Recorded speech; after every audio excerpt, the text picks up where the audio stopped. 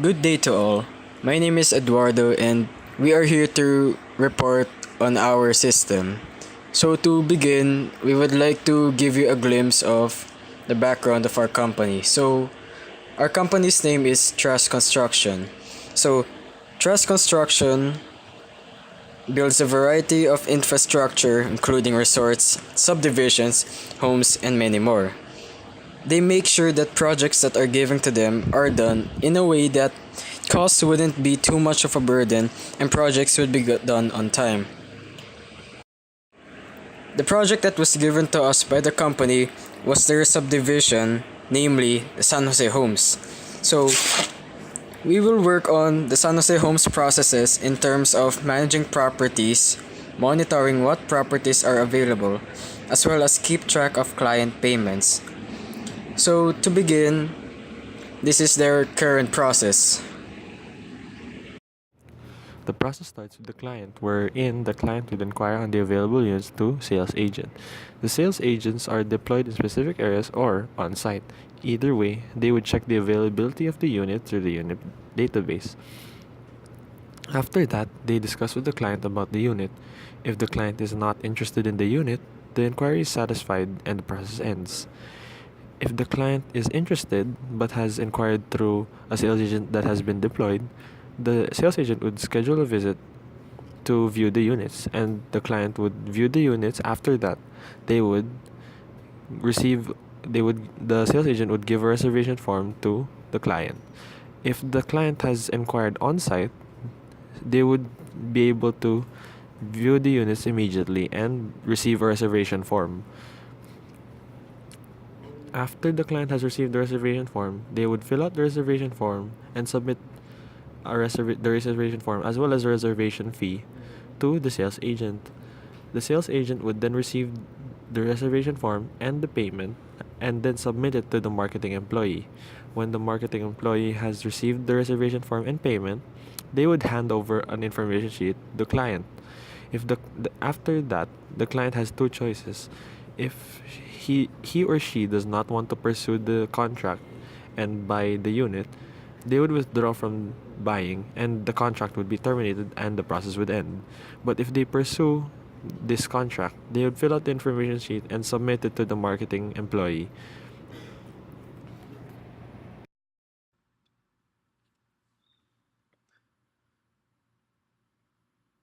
So when storing the information sheet, the client will start by filing the information in the filing cabinet. Then after that, the client has to choose a payment method, whether it be by loan or by full payment. If the client chooses to go through full payment, he or she will receive the payment, sign the deed of absolute sale, and get the deed of absolute sale, turn over the property, and the property is done.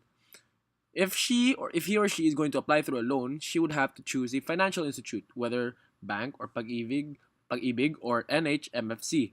If he or she chooses NHMFC, they would have to give the loan forms. Then they would receive the loan. Then the client would they call this the documentation employee would give the loan forms. Then the client would receive the loan forms, and then the process ends. If they acquire through bank or pag-ibig, they would have to go to the financial institute, which is either bank through a bank or pag-ibig or a sales agent. So they would apply for a loan, acquire the loan forms, receive the loan forms, then they would give it.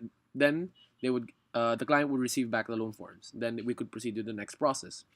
So after filling out the loan forms, they would have to submit the loan forms, whether it is inquired through bank whether it is inquired through bank or pag-ibig or it's not. If it was inquired through bank or pag-ibig, he or she would receive the bank or pag-ibig would receive the loan forms. They would evaluate it and choose whether it would be accepted or rejected. If it was rejected, they would return the loan forms, and as usual, status is that the loan has been rejected.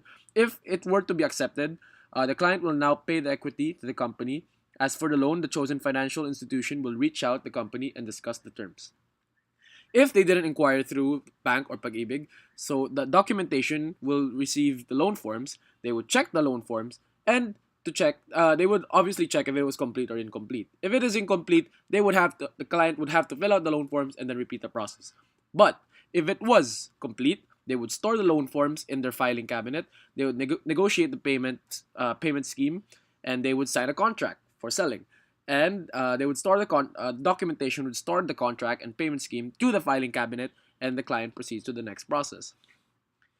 After the client receives the contract for selling, they issue the post dated checks. So the marketing, billing, and collection employee would receive the post dated checks, store it to the vault, and they would probably have retrieved the matured checks from vault, and they would deposit the check on the company account, update the client's record, and if the client has not fully paid, they would issue the post dated checks again. But if the client fully paid those checks, they would sign the deed of absolute sale and turn over the property.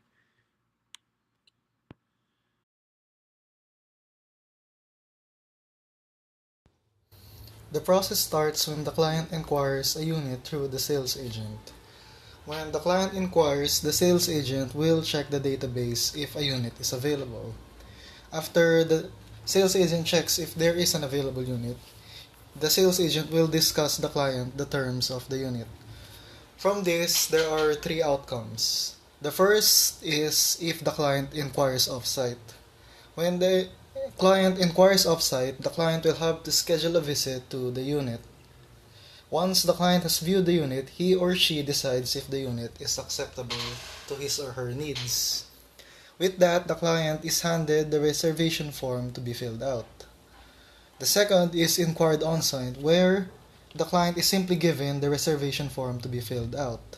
And the third outcome is the client simply is not interested in the unit and is not given a reservation form. If the client accepts the reservation form, the client will then fill it up with the necessary information, submit it to the sales agent, and pay the necessary reservation fee for the unit. Once the form and the payment has been received by the sales agent will then scan through the forms for errors, enter the data to the database, and pass on the reservation form and the reservation fee to the marketing, billing, and collection employee. Once the marketing, billing, sales, and collection employee receives the form and payment, it is then the employee's job to update the unit database and give out the information sheet to the client. Once the client receives the information sheet, it is then the client's decision if he or she wants to buy the unit.